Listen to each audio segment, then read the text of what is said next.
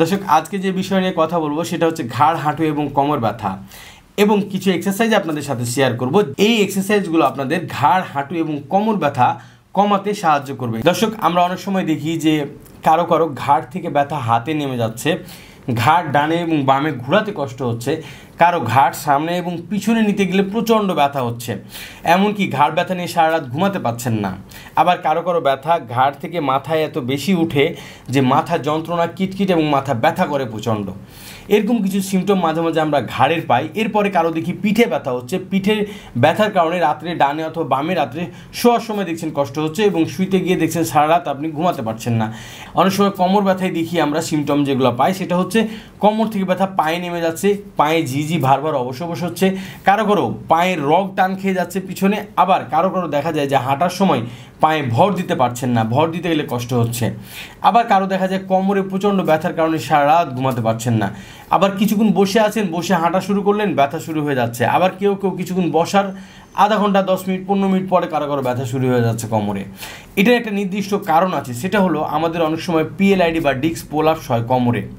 এই পিএলআইডি বা disc prolapse হচ্ছে এমন একটা জিনিস যেটার কারণে আপনার যখন নার্ভের ওপর কম্প্রেশনটা হয় বা ডিস্কের ওপর চাপটা যখন পড়া শুরু হয় তখন আস্তে আস্তে এই পেইনগুলো আমাদের শুরু হয়। দর্শক, আবার দেখি কারো যে হাঁটু ব্যান্ড করে কেউ বসতে পারছেন না, হাঁটু মুভমেন্ট করতে পারছেন না। অনেক সময় দেখা যায় যে এই হাঁটুটা এভাবে ব্যান্ড হচ্ছে না, পুরোপুরিভাবে ব্যান্ড করবেন, এভাবে কোনোভাবেই ব্যান্ড করতে পারছেন না। এটার একটা বড় কারণ হচ্ছে এই মাংসপেশি বা রগগুলো অনেক সময় আমাদের টাইট হয়ে যায়। আবার অনেক সময় আপনারা দেখবেন কেউ আপনাকে বলেছে যে হাঁটু ক্ষয় হয়ে গেছে বা হাড় ক্ষয় হয়ে গেছে, কোমরের হাড় ক্ষয়ে গেছে, বেড়ে গেছে, চেপে গেছে, ঘাড়ের হাড় সোজা হয়ে গেছে, তারপরে চেপে গেছে, কারো বলবে যে ক্ষয় হয়ে গেছে। আসলে এই কারণগুলো দেখিয়ে আপনি দেখা যাচ্ছে যে আপনার যে কোনো একটা মুভমেন্ট হারিয়ে ফেলছেন, যেমন নামাজে সাপোজ বসা বন্ধ করে দিচ্ছেন। আবার দেখা যাচ্ছে যে কেউ কোমর নিয়ে কোনো কাজ আর করতেছেন না, বা ঘাড় নিয়ে আপনি দেখা যাচ্ছে যে কোনো মুভমেন্ট করতে পারছেন না, কারণ আপনাকে বলা হয়েছে এরকম যে হাড় ক্ষয় হয়ে গেছে। আসলে হাড় ক্ষয়টা মূল কারণ নয় ব্যথার। ঘাড়ের হাড় ক্ষয় হতেই পারে, এটা অস্বাভাবিক কিছু না, কারণ আপনার বয়স যদি 40-45 যদি ঘাড়ের হাড় ক্ষয়ের জন্য আপনি ব্যথা নিয়ে কোনো কিছু না করতে পারেন, তাহলে অনেক দেখবেন চাচা বা মুরব্বী 80-85 বা 70 অনেকেই গ্রামে এরকম দেখবেন যে হাড় ক্ষয় তাদের প্রচুর বেশি। এক্সরে করলে আমরা দেখি যে তা আপনাদের হাড়ের ক্ষয়, তাদের হাড় ক্ষয় অনেক বেশি, তারপর সে দিব্যি সব কাজ করছে, কোনো ব্যথা নাই বলতেছে। তাহলে কি আপনি বলবেন যে হাড় ক্ষয়ের জন্য আপনার এই ব্যথা হচ্ছে? না, এখানে স্ট্রাকচার দায়ী, বেসিক্যালি মাসেল, লিগামেন্ট, টেন্ডন, ফাসা অনেক কিছু আছে আরও এখানে। এই জিনিসগুলো হচ্ছে আপনার মেন দায়ী হচ্ছে আপনার হাঁটু বা কোমর ভাঁজ করতে না পারা বা ব্যান্ড করতে না পারা। মাসেলের কিছু স্ট্রেংথেনিং এবং স্ট্রেচিং এক্সারসাইজের মাধ্যমে এই প্রবলেমগুলো আমরা চাইলেই সলভ করতে পারি এবং আস্তে আস্তে এটা ভালো করা সম্ভব। বেসিক্যালি বর্তমান যুগে এই chiropractic adjustment, manual manipulation therapy খুব ভালো কাজ করে। ওনার ফিজিওথেরাপির যে টেকনিকটা, এটা আমাকে খুবই আকৃষ্ট করেছে যে উনি ইনস্ট্রুমেন্ট ছাড়া পুরা মাসেলকে তার টেকনিকের মাধ্যমে। আমি ঘাড় ঘুরাইতে পারতাম না, হাত উঠাইতে পারতাম না, খুব ভারী ভারী লাগতো, রক্তটা টান খেত।